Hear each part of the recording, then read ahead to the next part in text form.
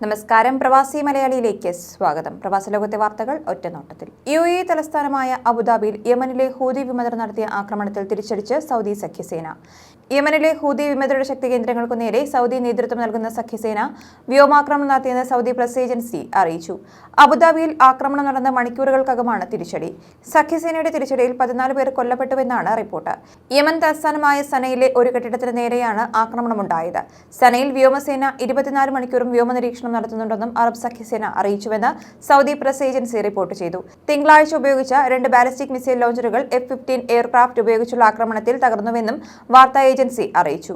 അബുദാബിയിൽ നടന്നത് ഭീകരാക്രമണമാണെന്ന് UAE സ്ഥിരീകരിച്ചിരുന്നു. അബുദാബി മുസഫ ഐക്യാഡ് സിറ്റിയിലുണ്ടായ ഹൂതി ആക്രമണത്തിൽ മരിച്ച 2 ഇന്ത്യക്കാരെ തിരിച്ചറിഞ്ഞുവെന്ന് ഇന്ത്യൻ എംബസി അറിയിച്ചു. അബുദാബിയിലെ ഇന്ത്യൻ എംബസി അധികൃതർ ഇവരുടെ ബന്ധുക്കളുമായി ബന്ധപ്പെട്ടു. മൃതദേഹങ്ങൾ നാട്ടിലേക്ക് എത്തിക്കുന്നതുൾപ്പെടെയുള്ള കാര്യങ്ങൾക്കായി അഡ്നോക് ഉദ്യോഗസ്ഥരുമായും UAE അധികൃതരുമായും ഇടപെടുന്നുണ്ടെന്നും ട്വിറ്ററിലൂടെ ഇന്ത്യൻ എംബസി അറിയിച്ചു. മരിച്ചവരുടെ പേരോ മറ്റു വിവരങ്ങളോ എംബസി അധികൃതർ ഇതുവരെ പുറത്തുവിട്ടിട്ടില്ല. പരിക്കേറ്റ 6 പേരിൽ 2 പേർ ഇന്ത്യക്കാരായിരുന്നു.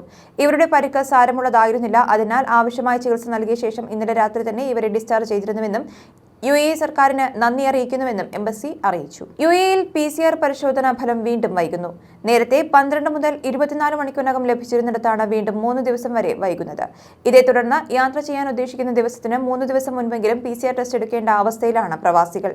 കോവിഡ് പരിശോധനയ്ക്ക് എത്തുന്നവരുടെ എണ്ണം കൂടിയതും PCR പരിശോധനാ കേന്ദ്രത്തിലും ലാബിലുമുള്ള ജീവനക്കാരിൽ പലരും പോസിറ്റീവ് ആയതുമാണ് ഫലം വൈകാനുള്ള കാരണം. പരിശോധിക്കാൻ എത്തുന്നവരുടെ എണ്ണത്തിൽ കഴിഞ്ഞ ദിവസങ്ങളിൽ 2 ഇരട്ടിയാണ് വർധനയുണ്ടായത്. ആരോഗ്യ സേവന വിഭാഗമായ യുടെ കീഴിലുള്ള PCR പരിശോധനാ കേന്ദ്രങ്ങളുടെ സമയം രാത്രി 10 വരെ നീട്ടി. തമോഹിന് കീഴിലുള്ള സൊമേറിയൻ ഹെൽത്ത് കെയറിന്റെ 2 ടെന്റുകൾ 24 മണിക്കൂറും ആക്കിയിട്ടുണ്ട്. മഴയും മഞ്ഞും ഉൾപ്പെടെയുള്ള പ്രതികൂല കാലാവസ്ഥയിൽ വാഹനം ഓടിക്കുന്നവർ സുരക്ഷാ മാർഗനിർദ്ദേശങ്ങൾ കർശനമായി പാലിക്കണമെന്ന് ദുബായ് RTA മുന്നറിയിപ്പ് നൽകി.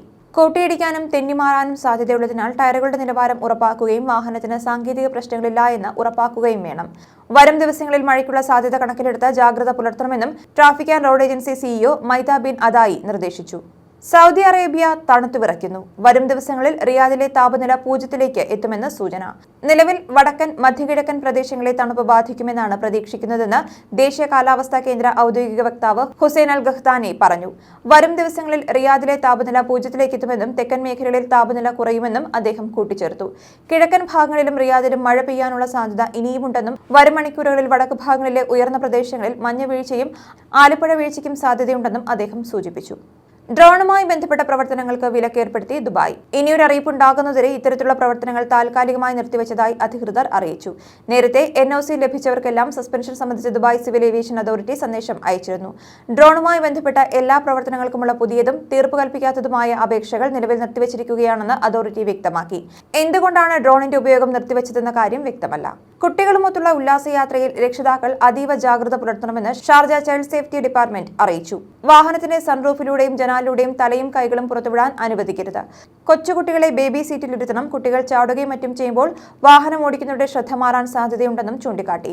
വെയിലത്ത് പാർക്ക് ചെയ്യുമ്പോൾ ചൂടുവായു വേഗം പുറത്തു പോകുവാനും AC ആവശ്യമില്ലാത്തപ്പോഴും ഉപയോഗിക്കാനുള്ളതാണ് സൺറൂഫ്.